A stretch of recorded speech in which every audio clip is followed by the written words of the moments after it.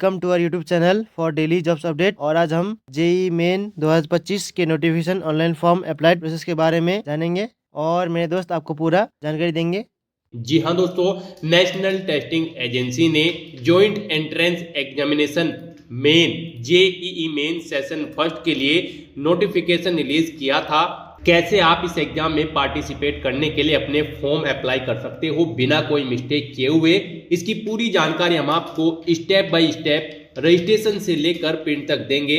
बस आपको इस वीडियो को स्किप के बिना शुरू से लेकर एंड तक देखना है। उसके बाद वीडियो पसंद आए तो इसे लाइक और शेयर कर दें। चैनल पर नए हो तो इसे सब्सक्राइब कर ले। साथ ही साथ गाइड यहाँ पर हम आपको बताएंगे कि कौन सी वो गलती है जिसे न करने से यहाँ पर आपके एप्लीकेशन फॉर्म एक्सेप्ट किए जाएंगे और जिसके करने से आपके एप्लीकेशन फॉर्म यहाँ पर रिजेक्ट हो सकते हैं। तो आपको उस गलती से बचना है। यहाँ पर फॉर्म अप्लाई करने का ये अंतिम मौका है। जल्द से जल्द आप अपने फॉर्म अप्लाई कर दें अगर आप जेईई मेन 2025 सेशन फर्स्ट के एग्जाम में पार्टिसिपेट करना चाहते हैं। तो यहाँ पर ये अंतिम मौका आपके लिए है, जल्दी से आप अपने फॉर्म अप्लाई कर ले। तो गाइस बिना कोई वक्त गंवाए चलिए शुरू करते हैं। आपको इस वीडियो के डिस्क्रिप्शन बॉक्स में हमारी वेबसाइट IND-sarkari-naukri.in के इस पेज का लिंक मिल जाएगा। यहाँ पर आपको इस एग्जाम के ऑनलाइन फॉर्म की पूरी डिटेल प्रोवाइड करा दी गई है। नेशनल टेस्टिंग एजेंसी NTA ने joint entrance examination JEE main 2025 के लिए नोटिफिकेशन रिलीज किया था, जिसके आधार पर BTech और B आर्ट कोर्सेज में एडमिशन होंगे।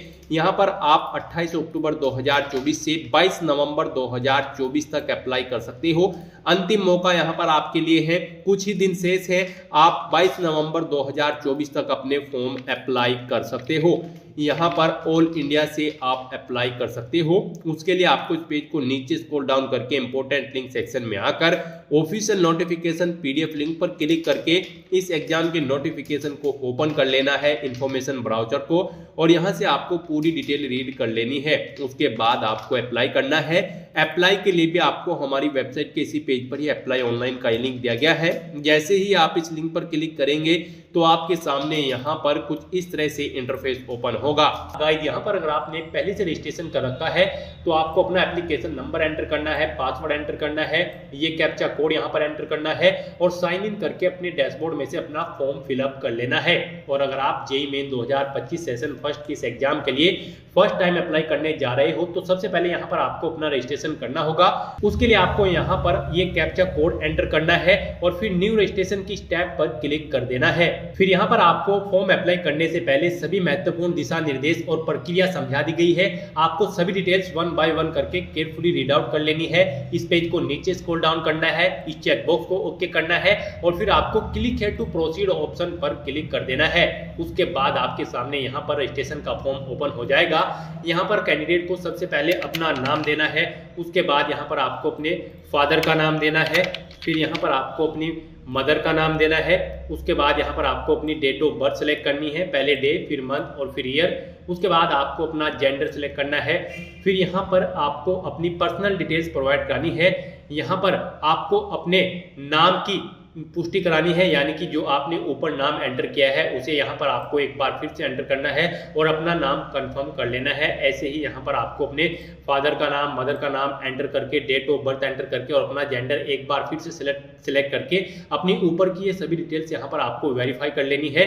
फिर यहाँ पर आपको अपना प्रेजेंट एड्रेस एंटर करना है। उसके बाद यहाँ पर आपको अपना ईमेल ID एंटर करना है, अपना ईमेल ID आपको कंफर्म कर लेना है। ऐसे ही यहाँ पर आपको अपना मोबाइल नंबर एंटर करना है, उसे भी कंफर्म कर लेना है। उसके बाद अगर आपके पास कोई और नंबर है तो आप यहाँ पर अपना अल्टरनेट नंबर एंटर कर सकते हैं, ये ऑप्शनल है। आप चाहे तो इस कॉलम में अपना ऑप्शनल नंबर एंटर कर दे, अगर नहीं है तो इस कॉलम को खाली छोड़ दे। उसके बाद यहाँ पर आपको अपना परमानेंट एड्रेस एंटर करना है। आप अगर आपका परमानेंट एड्रेस आपके यहाँ पर प्रेजेंट एड्रेस के अकॉर्डिंग सेम है तो बस आप इस चेकबॉक्स को ओके कर दें। ऑटोमेटिकली आपका प्रेजेंट एड्रेस आपके परमानेंट एड्रेस के अकॉर्डिंग फिल हो जाएगा। फिर यहाँ पर आपको अपना पासवर्ड क्रिएट करना है। गाइस यहाँ पर आपका पासवर्ड 8 से 13 कैरेक्टर के बीच में होना चाहिए और ये अल्फा न्यूमेरिक फॉर्मेट में होना चाहिए। मीन्स आपके पासवर्ड में कम से कम एक अपर केस कैरेक्टर, एक लोअर केस कैरेक्टर, एक इंटीजर नंबर और एक स्पेशल कैरेक्टर जैसे कि @ या फिर डॉलर होना चाहिए। इस तरह से यहाँ पर आपको अपना पासवर्ड एंटर करना है। वही पासवर्ड आपको एक बार फिर से एंटर करके उसे कंफर्म कर लेना है। फिर यहाँ पर आपको एक सिक्योरिटी क्वेश्चन सेलेक्ट करना है। आप एक सिक्योरिटी क्वेश्चन सेलेक्ट करें, उसका आंसर प्रोवाइड कराएं, ये कैप्चा कोड यहाँ पर एंटर करें और फिर आप सबमिट बटन पर क्लिक कर दें। उसके बाद आपको आपके रजिस्ट्रेशन फॉर्म का पूरा प्रीव्यू यहाँ पर शो कर दिया गया है। आपको सभी डिटेल्स चेकआउट कर लेनी है। कहीं पर कोई मिस्टेक है तो आप एडिट रजिस्ट्रेशन फॉर्म ऑप्शन पर क्लिक करके एडिट कर लें, नहीं तो यहाँ पर आपको इन सभी चेकबॉक्सेस को ओके करना है और उसके बाद यहाँ पर आपको आई एग्री इस चेकबॉक्स को भी ओके करना है और फिर यहाँ पर आपको सबमिट एंड सेंड ओटीपी इस ऑप्शन पर क्लिक कर देना है। उसके बाद यहाँ पर आपके रजिस्टर्ड मोबाइल नंबर पर एक ओटीपी सबमिट किया जाएगा। वो ओटीपी यहाँ पर आपको एंटर करना है और सबमिट रजिस्ट्रेशन फॉर्म इस ऑप्शन पर क्लिक कर देना है। इस तरह से यहाँ पर आपका रजिस्ट्रेशन कंप्लीट हो चुका है। आपको एक एप्लीकेशन नंबर प्रोवाइड कर दिया गया है, आपको इसे नोट डाउन करके रख लेना है फ्यूचर यूज के लिए। और यहाँ पर अब आपको अपना एप्लीकेशन फॉर्म कंप्लीट करना है। उसके लिए अब आपको यहाँ पर कंप्लीट एप्लीकेशन फॉर्म आपको इस ऑप्शन पर क्लिक करना है। उसके बाद आपके सामने कुछ इस तरह से इंटरफेस ओपन होगा। अब यहाँ पर आपको पर्सनल डिटेल्स इस ऑप्शन पर क्लिक करना है। अब यहाँ पर आपकी कुछ पर्सनल डिटेल्स ऑटोमेटिकली फिल कर दी गई है जो आपने पीछे रजिस्ट्रेशन फॉर्म में फिल की थी। अब यहाँ पर बस आपको अपनी नेशनलिटी सिलेक्ट करनी है, फिर यहाँ पर आपको अपना स्टेट सिलेक्ट करना है। उसके बाद यहाँ पर आपको अपनी कैटेगरी सिलेक्ट करनी है। उसके बाद आपको अपनी कैटेगरी यहाँ पर कंफर्म कर लेनी है। फिर यहाँ पर आपको अपना कैटेगरी सर्टिफिकेट नंबर एंटर करना है अगर आप रिजर्व कैटेगरी से बिलोंग करते हो। उसके बाद यहाँ पर आपको प्रमाण पत्र जारी करने की तिथि एंटर करनी है DDMMYY फॉर्मेट में। जो आपका कास्ट सर्टिफिकेट है उसकी यहाँ पर आपको जारी करने की तिथि एंटर करनी है। फिर यहाँ पर आपको श्रेणी प्रमाण पत्र जारी करने वाले अधिकारी का नाम एंटर करना है, जैसे कि पटवारी, कानूनगो या फिर तहसीलदार। जिस भी रैंक के ऑफिसर ने आपको आपका कैटेगरी सर्टिफिकेट प्रोवाइड कराया है उस पोस्ट का नाम यहाँ पर एंटर करें। उसके बाद यहाँ पर अगर आप PWD कैंडिडेट हैं तो यहाँ पर आप उसकी डिसेबिलिटी का परसेंट सेलेक्ट करें, 40% है या फिर डिसेबिलिटी लेस देन है 40% से, और अगर नहीं है तो यहाँ पर आपको नो ऑप्शन सेलेक्ट करना है। उसके बाद आपसे पूछा गया कि क्या आप डायबिटिक हैं, कैंडिडेट हैं, अगर हैं तो यस करें, नहीं है तो नो ऑप्शन सेलेक्ट करें। फिर यहाँ पर आपको अपना रेजिडेंस बताना है, आपका रेजिडेंस अर्बन है या फिर रूरल। उसके बाद यहाँ पर आपको अपनी एनुअल फैमिली इनकम सेलेक्ट करनी है, कितनी आपकी यहाँ पर वार्षिक पारिवारिक आय है वो यहाँ पर आप एंटर करें। फिर यहाँ पर आपको बताना है आपने जेईई मेन की तैयारी किस मोड से की है, सेल्फ स्टडी, इंडिविजुअल ट्यूशन या फिर ऑनलाइन कोचिंग।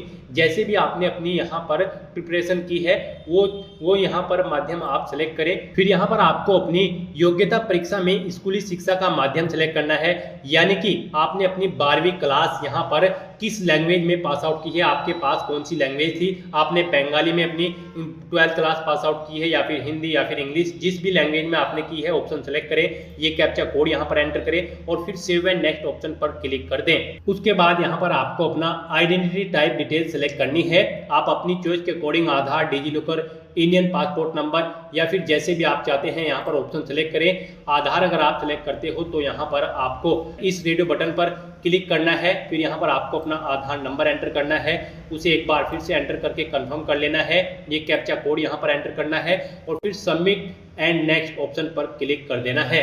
नेक्स्ट आपके सामने कुछ इस तरह से इंटरफेस खुलेगा। अब यहाँ पर आपको बताना है आप यहाँ पर पेपर 1 या पेपर 2A या फिर paper 2B। Paper 1B BTech के लिए है, पेपर 2A बी आर्ट्स के लिए है और पेपर 2B बी प्लानिंग के लिए है। आप यहाँ पर जिस भी पेपर के लिए अप्लाई करने जा रहे हैं उसके सामने चेकबॉक्स को ओके करें सेशन फर्स्ट के। और अगर यहाँ पर आप एक से ज़्यादा पेपर के लिए करने जा रहे हैं तो यहाँ पर आप इनके सामने भी चेक बॉक्सेस को ओके कर दें। जिन जिन पेपर के लिए आप पार्टिसिपेट करने जा रहे हैं यहाँ पर आप चेक बॉक्स को ओके करें। उसके बाद यहाँ पर आपको अपने क्वेश्चन पेपर का मीडियम सेलेक्ट करना है, यानी कि माध्यम। आप किस लैंग्वेज में अपना क्वेश्चन पेपर चाहते हैं, हिंदी, इंग्लिश, उर्दू या फिर पंजाबी। उसके बाद यहाँ पर आपको अपने एग्जाम सिटी और सेंटर सेलेक्ट कर लेने हैं।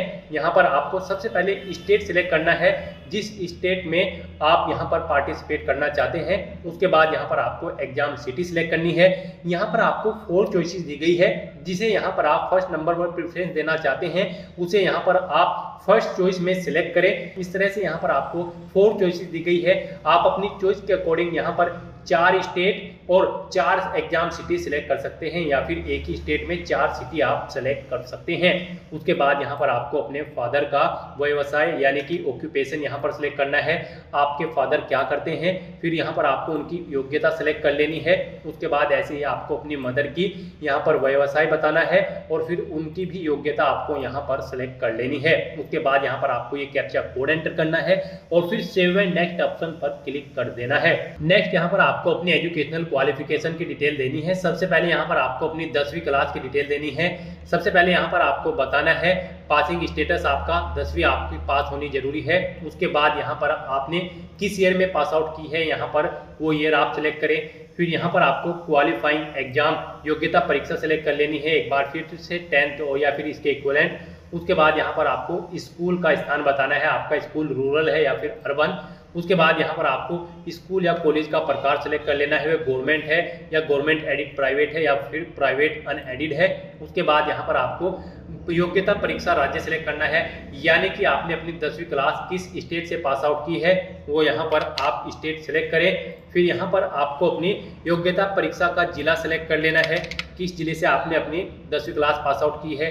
फिर बोर्ड का नाम देना है, किस बोर्ड से आपने अपनी यहाँ पर 10वीं का एग्जाम पास आउट किया है, यूपी बोर्ड, सीबीएसई बोर्ड या फिर आईसीएसई बोर्ड, जो भी आपका बोर्ड है यहाँ पर आप ऑप्शन सेलेक्ट करें। फिर यहाँ पर आपको परीक्षा का मोड देना है, यहाँ पर आपका रिजल्ट किस मोड में था। परीक्षा मोड का रिजल्ट आपके मार्क्स यहाँ पर परसेंटेज में थे या फिर सीजीपीए में। परसेंटेज में अगर थे तो यहाँ पर आपको टोटल मार्क्स एंटर करने हैं, कितने मार्क्स आपने ऑब्टेन किए, कितने टोटल मार्क्स थे। फिर आपको बताना है कि कितने मार्क्स आपने इन मार्क्स में से ऑब्टेन किए हैं।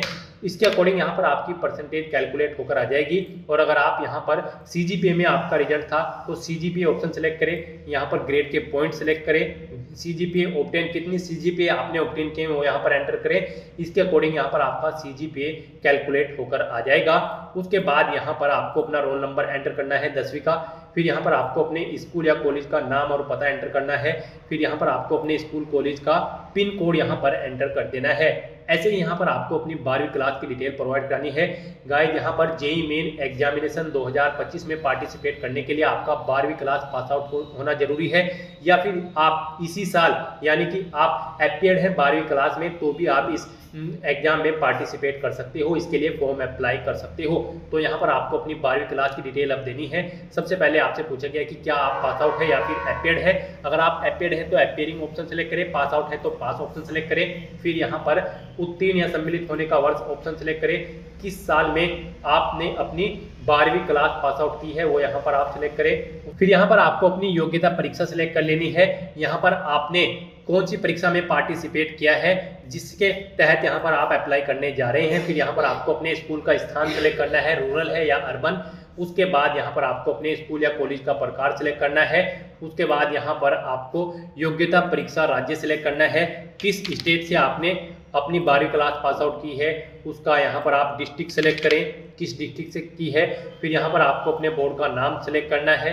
उसके बाद यहाँ पर आपको अपनी परीक्षा का मोड बताना है, परीक्षा रिजल्ट का मोड बताना है, वो परसेंटेज में आपका रिजल्ट है या फिर सीजीपीए में। परसेंटेज में अगर है तो यहाँ पर आप पहले टोटल मार्क्स एंटर करें, फिर एंटर करें कितने मार्क्स आपने ऑब्टेन किए हैं, इनके अकॉर्डिंग आपकी परसेंटेज कैलकुलेट होकर आ जाएगी।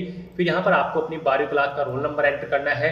फिर आपको स्कूल या कॉलेज का नाम और पता यहाँ पर एंटर करना है, अपने स्कूल कॉलेज का पिन कोड यहाँ पर एंटर करना है, ये कैप्चा कोड यहाँ पर एंटर करना है और फिर आपको सेव एंड नेक्स्ट ऑप्शन पर क्लिक कर देना है। नेक्स्ट यहाँ पर आपको अपनी कुछ एडिशनल डिटेल्स देनी है। यहाँ पर आपसे पूछा गया है कि क्या आप जुड़वा भाई बहन है और जेईई मुख्य परीक्षा 2025 में पार्टिसिपेट करने जा रहे हैं। अगर हैं तो यस करें और फिर उनका यहाँ पर आप नाम एंटर करके उनका 10वीं क्लास का रोल नंबर एंटर कर दें। नहीं है तो यहाँ पर आपको नो ऑप्शन सेलेक्ट करना है। उसके बाद यहाँ पर आपको अपना प्लेस ऑफ बर्थ सेलेक्ट कर लेना है।